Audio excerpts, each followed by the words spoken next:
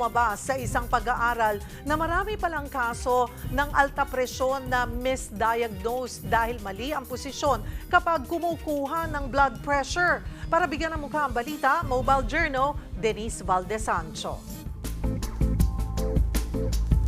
Gaano kang kasure na tama ang pagkuha mo ng blood pressure mo?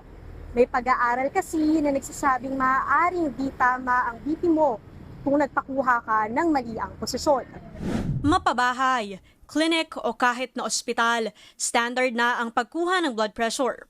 Bantay sarado dyan, lalo na yung may mga hypertension o sakit sa puso. Pero may ilang posisyon daw ng pagkuha ang mas nakakataas ng BP reading. In short, may dapat sundin. Kinakailangan, yung feet would be flat on the floor. Nako. And then meron kang desk, tapos yung desk na yun, doon naka-rest yung iyong arm. So yung top, doon mo ilalagay at the level of your heart. Yun nga lang madalas makalimutan.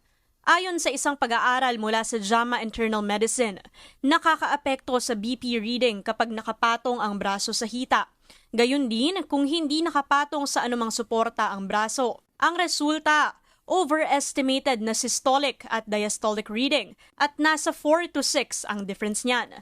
Kumbaga, ang dapat na reading mong 126/74, posibleng maging 130/78 na papalapit na sa blood pressure category na high blood pressure. Sabi pa ni Dr. Dex, paminsan-minsan may ilang nakakaligtaang gawin bago ang pagkuha ng BP. Usually, kinakailangan una, nakapahinga muna yung pasyente. So, ibig sabihin, around 5 to 10 minutes, kailangan well-rested sila. Pangalawa, dapat nakaihi na rin sila. Kasi kapag naiihi yung pasyente, kapag puno yung pantog, there's a chance na umangat yung blood pressure. Siguro may magsasabi na hindi naman pala malaki ang diferensya.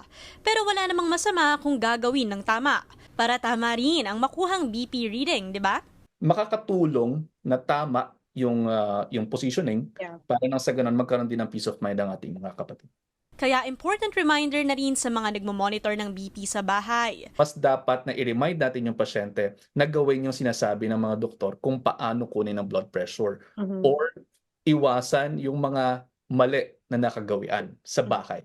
Mobile Journal, Denise Valdesancho po, hatid ang mukha ng balita.